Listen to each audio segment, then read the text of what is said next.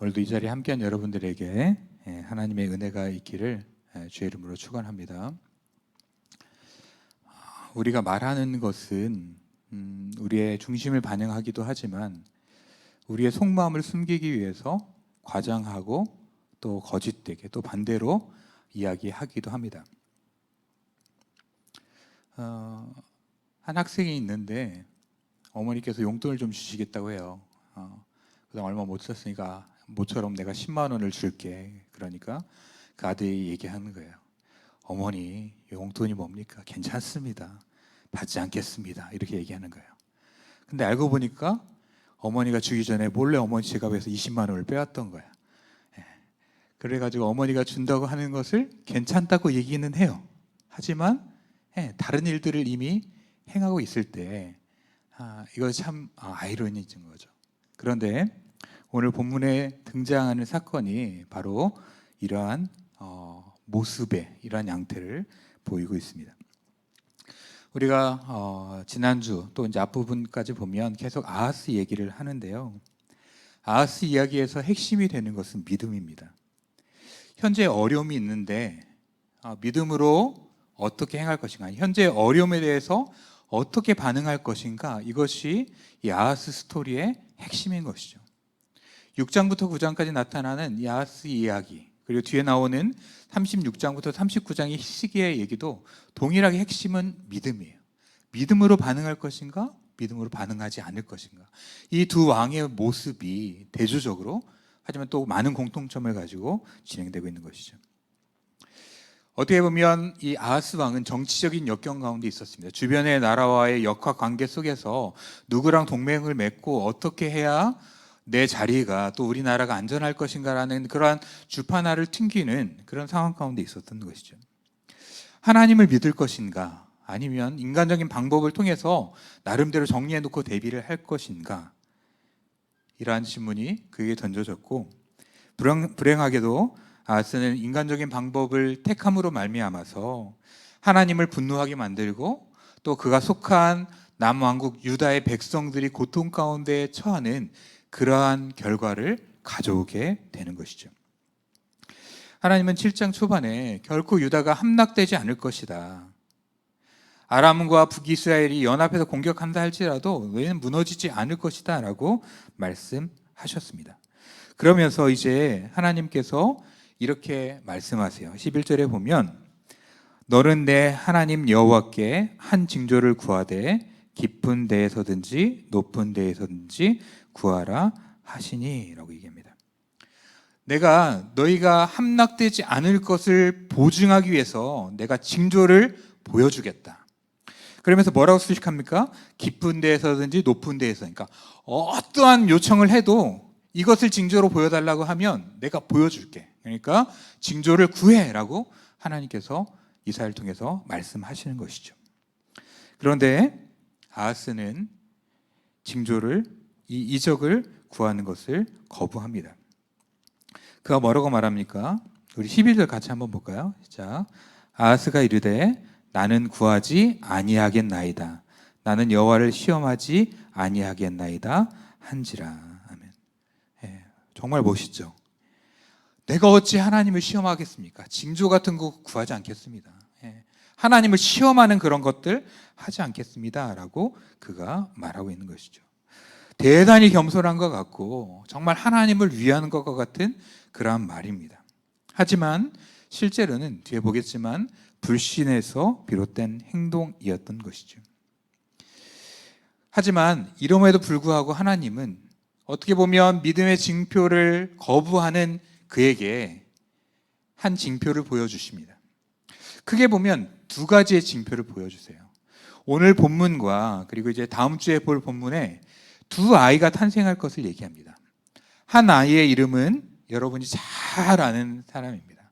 임시예요, 임시. 임시고 이름이 세 글자예요, 세 글자. 누구인 것 같아요? 한 아이의 이름은 임마누엘입니다, 임마누엘. 그리고 두 번째 아이의 이름은 8글자예요, 되게 길어요. 제가 이거 발음하기도 쉽지 않은데 마엘살랄 하스바스라는 아이가 태어날 것을 이야기하면서 그것을 징표로 보여주는 것이죠. 하나님이 보호하시길 거기 때문에 징표를 요청하고 그 가운데 믿음으로 설 것을 바랬지만 그가 거부하고 하나님의 일방적인 징표가 그 가운데 주어지는 것이죠. 이사야는 아하스로 말미암아서 하나님을 신뢰하도록, 하나님께 가까이 가도록 요청하고 있는 것이죠. 하나님과의 관계를 회복하고 그 믿음 가운데 서서 나라의 어려움뿐만 아니라 이 나라를 하나님과 관계 속에서 견고하게 세우기를 원했던 것입니다. 그런데 이러한 것을 거부하는 것이죠.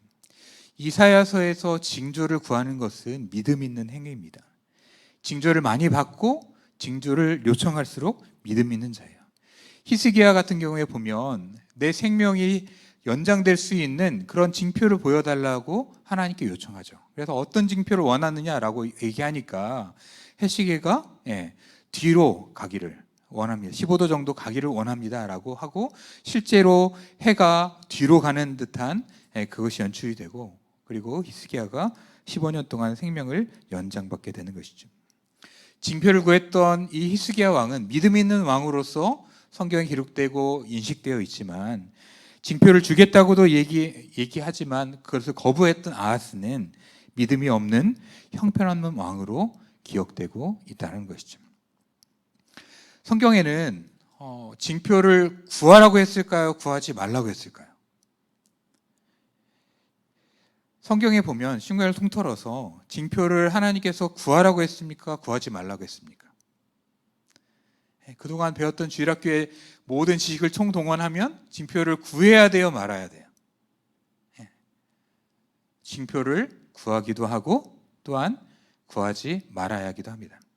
징표를 구하는가 구하지 않는가가 중요한 건 아니에요. 왜냐하면 신약에 보면 예수님께서 뭐라고 얘기하시죠? 사람들이 징표를 구하니까 요나의 표적 외에는 내가 보여줄 것이 없다고 하면서 그들이 요구했던 그런 징표 보여주는 것을 거절하십니다. 이사야에서는 표적을 구하고 징표를 구하라라고 얘기하는데 왜 예수님은 표적을 구하지 말고 징표를 구하지 말고 너희가 요청해도 내가 보여줄 것은 요나의 표적밖에 없다라고 그렇게 말씀하셨을까요? 표적을 구하고 구하지 않는 게 중요한 게 아니라 어떠한 맥락 속에서 표적을 구하고 표적을 구하지 않는가가 중요하다는 것이죠. 이사야에서는 하나님께서 정말 믿음의 모습으로 너희가 믿음이 있다면 표적을 구하라. 그렇기 때문에 표적을 구하는 게 믿음인 것입니다. 하지만 예수님 당시에 표적을 구했던 사람은 뭐예요? 예수님을 믿을 수 없어가지고 표적을 계속해서 요구했던 것이죠. 그 표적의 요구를 통해서 자신의 믿음을 갖는 것이 아니라 예수님 믿을 수 없으니까 여러 가지 표적을 보여서 당신을 증명해 보십시오 라고 이야기했기 때문에 예수님은 더 이상 보여줄 것이 없다라고 말씀하셨던 것이죠. 믿음이 없이는 하나님께 구할 수 없습니다. 주님께서는 믿음이 있는 척하면서 구하지 않는 것보다 어린아이 같은 마음으로 징조를 구하는 것을 오늘 이사야 본문에서 원하고 있는 것이죠. 마치 내가 믿음이 있기 때문에 표적을 구할 수 없다. 그리고 구약에도 보면 민수기 14장 22절과 신명기 6장 16절에 보면 율법 안에서 하나님을 시험하지 말라고 얘기해요. 그 말씀을 가지고 표적을 구하는 것은 믿음이 아니다라고 하면서 그렇게 위선적으로 하지 말고 오히려 어린아이와 같이 적극적으로 하나님께 구하는 것들을 요청하고 또한 그러기를 바라셨던 것이죠.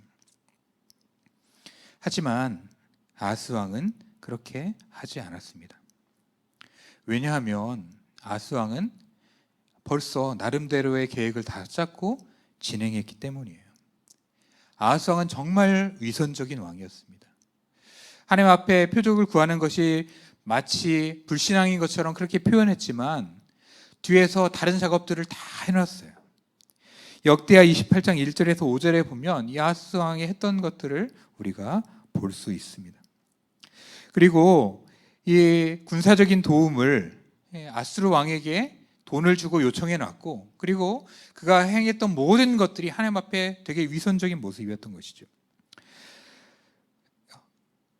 역대하 28장 1절에서 5절에 보면 어떤 것들이 있냐면 그의 조상 다윗과 같이 아니하여 여호와 보시기에 정직하게 행하지 아니하고 이스라엘 왕들의 길로 행하여 바알의 우상을 부어 만들고 흰놈의 아들의 골짜기를 분향하고 그리고 이방신들의 가증한 것을 본받아 그 자녀들을 불사르고 산당과 작은 산 위에 푸른 나무 아래서 제사 드리며 분향했다라고 얘기하는 것이죠. 여호와 보시기에 정직하게 행하지 않고 바알의 우상을 섬기고 그리고 흰놈의 골짜기에 분향하고 그리고 자녀들을 불에 태우는 이방의 풍습들을 따라가고 그리고 산당에서 제사하는 모습들을 그가 보였다는 것이죠. 뿐만 아니라 이 전쟁의 위기 속에서 아수르와 뒷거래를 해가지고 나름대로 살 궁리를 해놓았기 때문에 하나님께 구하지 않았던 것이죠. 여러분은 실제로 이런 모습이 있지 않습니까? 우리에게도 이런 것이 있는 것 같아요. 우리가 이런 것들을 하지 않고 이런 것들을 하지 않는 이유는 하나님을 시험하지 않기 때문이며 우리의 믿음의 표현입니다 라고 얘기하지만 그 이면을 보면 믿음이 아닌 경우들이 많다라는 것이죠. 여러분, 만일에 한 대학생이 내가 공부 열심히 안 하는 이유는 다른 친구들 상대평가기 때문에 다른 친구들 좋은 성적 받게 하려고, 내가 공부하면 누군가는 B 맞고 C 맞기 때문에 내가 공부하지 않는다 이렇게 얘기한다면 얼마나 위선적인 거예요. 내가 기도하지 않는 것은 한번 기도하기 시작하면 내가 무섭게 기도하기 때문에 그래서 기도를 하지 못하는 거다. 내가 성경 안 읽는 것은 내가 한번 성경 읽기를 작정하면 한 일주일에 신구약을 완독할 수 있기 때문에 그것이 무서워서 나는 성경을 읽지 않아. 이렇게 이야기할 수 없다는 것이죠. 정말 열심히 취직을 준비하는 경우도 있지만 자신의 게으름을 감추기 위해서 취직하는 그 부분에 있어서 자신이 열심히 하지 않는 것을 감추기 위해서 다른 말로 이야기할 수 있다는 것입니다. 우리가 정말 믿음의 표현들을 가지고 있지만 믿음으로 포장해서 표현하지만 그것들이 가식이고 위선일 수 있다는 것이죠. 바로 아하스 왕이 그런 모습을 보이고 있는 겁니다. 하나님의 표적을 구하라고 하는데 나름대로 자기의 방법들을 가지고 있었기 때문에 하나님을 위하는 것처럼 내가 하나님께 표적을 구하지 않겠습니다 라고 말하고 있는 것이죠. 이제 이로 말미암아서 하나님께서 그들을 파멸 가운데로 이끌어 가십니다. 16절에 보면 이렇게 말씀되어 있습니다. 우리 16절 같이 한번 보겠습니다. 대저 이 아이가 악을 버리며 선을 택할 줄 알기 전에 내가 미워하는 두 왕의 땅이 황폐하게 되리라 라고 말하는 것이죠. 하나님께서 표적을 구하지 않는 아하스에게 이 아람과 북이스라엘 그들 향해 달려오는 그들이 멸망당할 것을 하나님께서 말씀해 주고 계시는 것이죠. 그래서 실제로 아람은 주전 BC 732년에 멸망을 당하고 북이스라엘은 722년에 멸망을 당하게 되는 것입니다. 그런데 여기에서 그치지 않고 이 아람과 북이스라엘을 멸망시켰던 아수르가 이제 남왕국 유다까지 공격하는 그런 상황이 펼쳐지기 시작하는 것이죠. 삼국지에도 보면 그렇지만 처음에 어때요? 공동의 적이 있으면 우리가 같이 협력하자라고 얘기합니다. 그런데 그 적을 소탕해내면 어떻게 합니까? 다시 배신하며 상대방을 공격하는 경우들이 많이 있습니다. 여러분 런닝맨 예전에 보셨을 텐데 거기에 보면 배신의 아이콘이라는 사람이 등장합니다. 이광수라는 사람인데 어떻게 해요? 연합을 맺어가지고 상대방을 죽이기로 해요. 그런데 상대방이 죽고 나면 같이 연합했던 사람의 뒤통수를 치는 일들이 많이 있는 것이죠.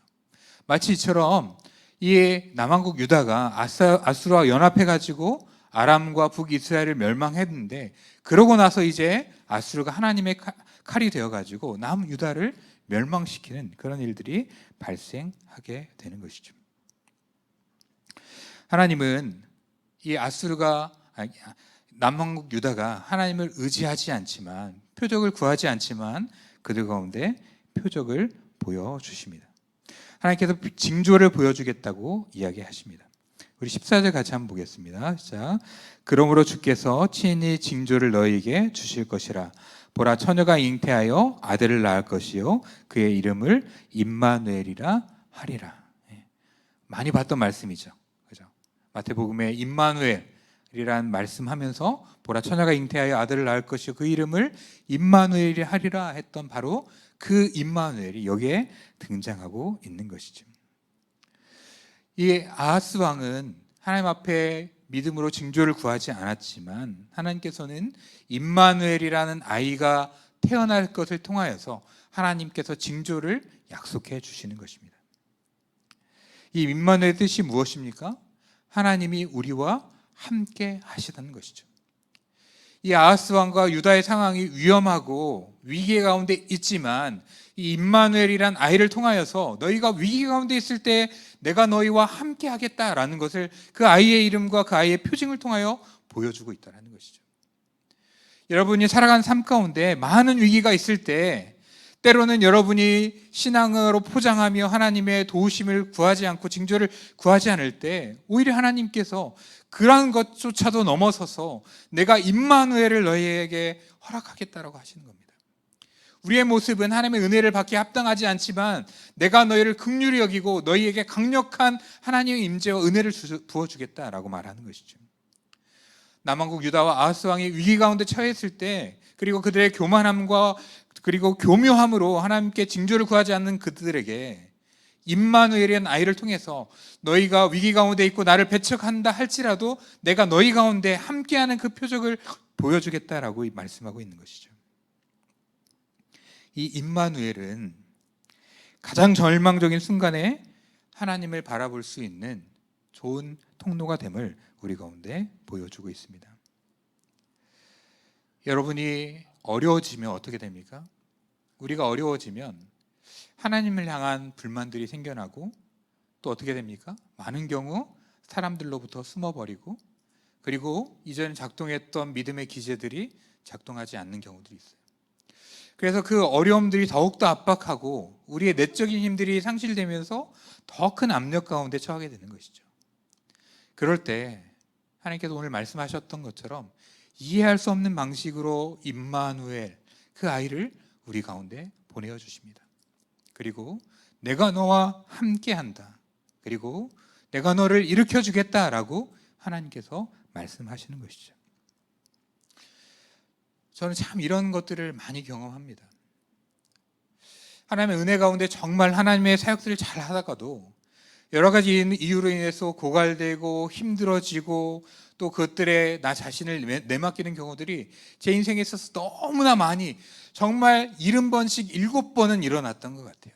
그런데 그럴 때면 정말 그렇게 멸망할 것 같은 나에게 이해할 수 없는 방식으로 하나님께서 임하셔서 정말 그 절망과 멈춰있는 그 자리에서 일으키시는 하나님의 역사를 제 삶 가운데 보여주셨어요. 제가 기도하고 말씀을 받기 때문이 아니라 아무것도 하지 않고 그냥 절망 가운데 혼자의 구레에 처박혀 있을 때 하나님이 그냥 강력한 모습을 찾아오세요. 제가 기대하지도 않고 바라지도 않았던 그 순간에 임마누엘로 찾아오셔서 저의 부정적인 감정들을 모두 사라지게 하시고 제게 사라졌던 소망의 불길들이 일어나게 하시며 네가 아무리 그렇게 하고 수많은 더러움과 추악함과 연약함 가운데 있어도 내가 강권적인 은혜로 너를 일으키겠다고 하는 하나님의 임재하심과 찾아오심이 제게 있었습니다. 바라기는 오늘 이 임마누엘이 여러분들에게 임하며 이루어지기를 제 이름으로 축원합니다. 어떤 사람은 가정의 문제로 말미암아서 하나님이 떠나고 가정의 그 압박과 고통 속에 있는 사람이 있을 거예요. 하나님께서 그들에게 임마누엘로 임하셔서 내가 너와 함께한다는 것을 보여주기를 간절히 바랍니다. 또 취직의 문제 풀어지지 않고 코로나로 말미암아서 취직이 어려워진 상황 속에서 근심하며 소망의 끈이 끊어질 때 내가 너와 함께한다. 이 상황이 어려워 보이지만 그 상황으로 말미암아 네 마음이 낙담되어 있지만 그 상황을 넘어서는 임재를 내가 보여주고 지금 보이지 않는 그곳에서 길을 보여주겠다라고 하시는 임마누엘의 임재가 그런 고민 가운데 있는 자에게 임하기를 간절히 바랍니다. 또 학업의 문제와 경제적인 문제와 많은 고민들이 있을 거예요. 관계 문제라든지. 그래서 그 문제에서 헤어나오지 못하고 그것이 더욱 우리를 잠식해 갈 때, 그로 말미암아 근심되어 갈 때 이 임마누엘의 약속이 여러분들에게 임하고 그로 말미암아서 여러분들이 소망을 이야기하고 어떠한 순간에도 나와 함께 하시는 내가 너희와 함께 하리라고 약속하셨던 그 약속이 이루어지는 역사가 여러분의 삶 가운데 나타나기를 간절히 바랍니다. 하나님은 어려움의 때에 임마누엘로 역사하시는 것이죠.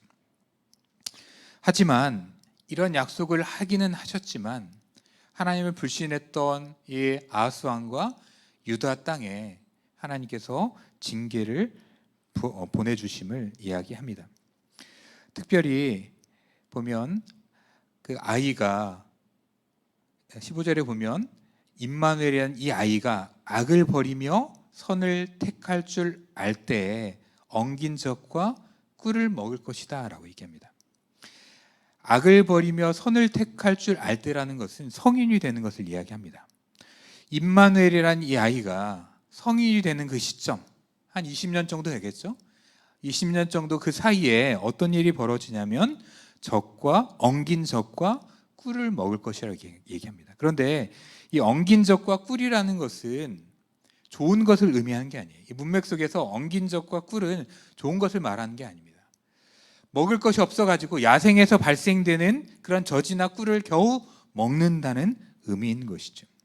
심판을 받아서 황폐해진 그 땅에 먹을 것이 없어가지고 야생에 있는 그러한 젖이나 꿀을 겨우 먹는 그런 상황들이 그들 가운데 발생할 것이라고 말씀하고 있는 것이죠. 그리고 보면 그들이 어려움 가운데 처할 것을 얘기해요. 18절과 19절에 보면 땅의 벌들이 그들 가운데 있고 또 바위 틈과 초장 가운데 앉아 있을 것이라고 말하고 있는 것이죠. 하나님께서 이 유다에게 그런 어려움이 발생할 것을 말하고 있습니다. 특별히 4번에 걸쳐서 그들이 처하게 될 상황들을 말하고 있는데요. 18절부터 25절까지 보면 총 4번에 걸쳐서 그날에는 이라는 표현이 나옵니다. 18절에 그날에는 이 등장하고요. 또 20절에 그날에는 이 등장하고 21절에 그날에는 그리고 23절에 그날에는 이 등장하고 있는 것이죠. 그날에는 여러분 어떻게 해야 됩니까? 그날에 어떻게 해야 될까요? 약을 먹어야죠. 아이유가 광고하잖아요. 통증 있는 그날에는 그날을 먹으라고. 그게 아니고 이 그날에는 어떤 일이 벌어지냐면 큰 두 가지가 발생하는데 18절부터 20절까지는 그들의 자존심이 파괴될 것이라고 말합니다. 그것을 어디에서 알 수 있냐면 20절을 통해서 알 수 있어요. 우리 20절 말씀 같이 한번 보겠습니다. 시작.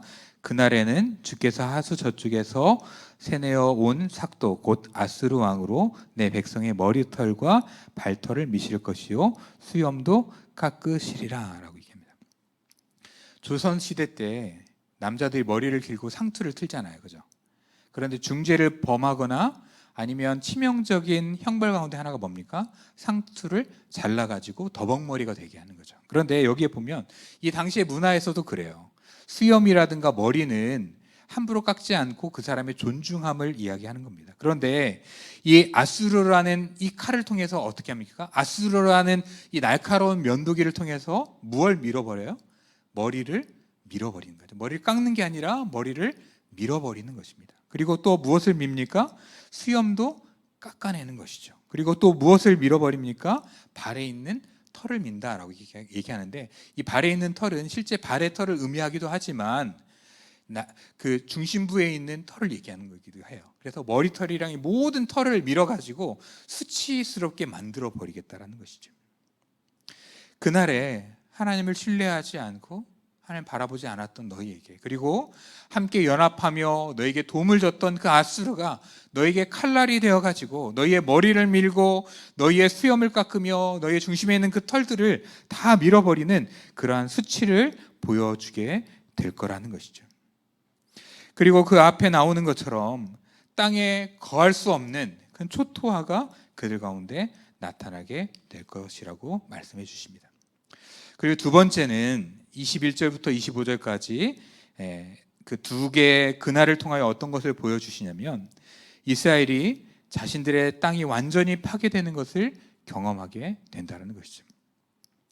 이 아하스 왕이 그리고 올 때까지 그리고 이 남유다가 멸망할 때까지 한 번도 어려움을 겪었지만 그 땅이 초토화되는 일을 경험하지는 않았어요. 그런데 이 아하스로 말미암아서 그 땅 가운데 하나님의 징계가, 아수르로 말미암아 징계가 이루어질 때 어떤 일이 벌어지냐면 인구가 크게 줄어들게 됩니다. 그래서 21절에 보면 사람이 한 어린 암소와 두 양을 기른다라고 얘기하는데, 사람들이 죽어가지고 적은 양과 염소만으로도 먹을 수 있는, 그러니까 동물들이 있는데 사람들이 죽어버려서 정말 그 땅이 황폐하게 되는 일들이 발생하게 된다는 것이죠. 그리고 23절에 보면 천그루의 은 1000개의 가치, 한 그루마다 정말 은 하나의 가치가 있는 그런 포도나무가 있던 곳마다 찔레와 가시가 난다는 것이죠. 이스라엘의 주요 농산품 중에 하나가 포도나무였고, 포도나무 농장들이 잘 이루어져 있었어요. 그런데 아수르가 침략해가지고 그 포도나무를 황폐하게 만들고 찔레와 가시가 나서 이제 뒤에 보면 두려워가지고 거기 함부로 가지 못하는 그런 일들이 발생할 거라고 말씀한다는 것이죠. 여러분, 만일에 하나님께서 우리의 죄악으로 말미암아서 남한 땅을 징벌하시기로 작정하시고 북한에서 미사일을 쏴가지고 서울이 초토화된다라면 여러분, 누가 제일 통곡할 것 같습니까? 여기에 살아가는 사람들 뿐만 아니라 정말 모든 돈을 투자해가지고 자신의 미래인 것처럼 강남에 아파트를 구입하고 정말 모든 돈을 막 걷어들이려고 이 땅에서 열심히 살아갔던 모든 사람들이 황망하게 되는 것이죠. 마치 이와 같은 일이 벌어진다는 거예요. 북한에서 미사일을 쏴서 서울이 초토화되는 것처럼 이 아수르란 나라를 통해서 예루살렘을 황폐하게 만들어 버리겠다고 말하고 있다는 것이죠. 그들은 자존심이 파괴되고 생활고가 심하게 되고, 그리고 그들이 저축했던 모든 재물들을 잃어버리게 될 것이고, 그리고 그들의 생활터전과 일터가 파괴될 것이라고 말씀하고 있습니다. 그런데 이런 결과들의 시작점이 무엇이었습니까? 우리가 본문에 보는 것처럼 표징을 구하지 않았던 아하스 왕으로 말미암은 것이죠. 아하스 왕이 하나님의 그 표징을 구하지 못함으로 말미암아서, 한 지도자가 정말 명확하게 판단하지 못함으로 말미암아서 이런 일들이 발생하게 된 것이죠. 지도자가 정말 잘 서 있는 것이 무엇보다 중요합니다. 그러면서 담임 목사님이 정말 견고하게 서 있는 것이 우리 교회를 위한 것이 되는 것이고, 또한 제가 잘 견고하게 서 있는 것이 여러분과 또한 교육부서를 위한 것이 되고, 또한 저의 가정을 위한 것이 되고, 또 우리 목자들이 잘 서 있는 것이 목원들을 위한 것이 된다라는 것이죠. 그런데 그러면 목원들은 아무런 책임이 없냐? 그렇지 않다라는 거예요. 여러분, 베드로전서에 보시면 우리 믿음의 사람들에 대해서 뭐라고 얘기합니까? 너는 택한 족속이요 왕 같은 제사장이며 거룩한 나라요 그의 소유된 백성이라고 얘기하는 것이죠. 여러분, 한 사람 한 사람은 믿음으로 볼 때 교회 안에서나 리더십을 발휘하지 않을 줄은 모르지만, 여러분이 만나는 수많은 불신자들 가운데 그들의 운명을 결정할 수 있는 하나님의 왕과 같은 제사장이라는 거예요. 여러분, 한 사람이 어떻게 행하는지에 따라서 여러분과 만나고 관계하는 사람들의 그런 인생이 결정된다는 것이죠. 여러분의 삶을 통하여서 믿음이 보여지고 여러분의 말이 여러분의 중심과 일치가 되게 될 때 여러분의 삶을 통하여서 믿지 않는 저들이 생명력을 얻게 될 것이지만, 여러분이 이 아하스 왕처럼 온전하게 믿음을 발휘하지 못하게 된다면 여러분과 여러분이 관련되어 있는 많은 사람들이 어려움을 겪게 될 것이라는 것입니다. 하나님은 아하스가 얼마나 정치력을 잘 발휘하게 하는가, 여기에 관심이 있지 않았어요. 히스기야가 얼마나 나라를 잘 통치하는가, 여기에 관심이 있지 않았습니다. 하나님께서 세우신 이스라엘을 대표하는, 또 이스라엘을 이끌어가는, 남왕국 유다를 이끌어가는 이들이 하나님 앞에 믿음으로 반응하는가, 믿음으로 반응하지 않는가가 중요한 것이었죠. 어떠한 신앙을 소유하고 있는가가 하나님의 관심이었습니다. 여러분은 어떠한 신앙을 소유하고 있습니까? 어려움의 때에 신앙의 미천이 다 드러나고, 어려움의 때에 하나님께 구하는 것이 아니라 여러분의 방법들을 구하고 하나님은 내 삶에 전혀 작동하지 않는 그러한 삶을 살아가는 분들입니까? 아니면 어려움의 때에 정말 다른 것은 의지할 수 없고 나의 삶을 지금까지 이끌어 오셨고 나의 삶의 소망이 되실 하나님만을 바라보는 그런 모습이 여러분 가운데 나타나고 있습니까? 아하스 왕을 통해서 우리 가운데 도전하고 있는 것이죠. 우리가 어떤 마음을 가지고 살아가는가, 우리의 중심이 무엇을 향하고 있는가 하나님께서 말씀하고 있다는 것입니다. 아하스는 믿음을 가장한 불신의 모습을 가지고 있었고 또 아수르와 뒷거래를 했습니다. 그런데 하나님께서는 믿음을 가장한 그 불신에 불구하고 하나님께서 임마누엘을 통해서 그 불신에도 불구하고 하나님께서 함께함을 보여주셨고, 그리고 또 아수르와 뒷거래를 했던 것은 결국 아수르로 말미암아서 뒤통수를 치게 되는 이런 일들을 행하신 것이죠. 우리가 하나님을 불신하는가, 또 하나님 믿는다고 하면서도 뒷거래를 하는가, 아니면 정말 하나님을 신뢰하는가, 하나님 말고 다른 방법을 구하지 않는가에 따라서 주어진 결과가 달라질 수 있다는 것이죠. 불신하면 하나님께서 은혜를 베풀긴 하지만 결국은 그 불신의 대가가 주어진다는 겁니다. 하나님을 의지하지 않고 다른 것들을 의지하며 뒷거래를 하면 여러분이 뒷거래를 했던 그 의지했던 것들이 여러분의 뒤통수를 치게 될 거예요. 하지만 다른 것들을 바라보지 않고 히스기야와 같이 오직 하나님 말고서는 내 생명을 연장하고 이 나라를 보호할 수 있는 분이 없습니다라고 그렇게 고백하며 하나님을 바라보게 된다면 하나님께서 놀라운 은혜를 우리 가운데 부어 주실 줄 믿습니다. 여러분이 당하고 있는 어려움이 중요한 것은 아니지만 그것이 핵심이 아닙니다. 여러분이 어려움이 올 때 어떻게 반응하는가가 중요하다는 것이죠. 아하스처럼 반응할 것인가, 히스기야처럼 반응할 것인가. 바라기는 아하스처럼 그렇게 위선적으로 반응하지 않고 신앙을 가장한 그러한 거짓된 모습이 아닌 히스기야와 같이 진정으로 주님 외에는, 하나님 외에는 내 삶의 길과 소망이 없습니다라고 고백하며 그 하나님을 붙잡고 바라보는 저와 여러분이 되기를 간절히 바랍니다.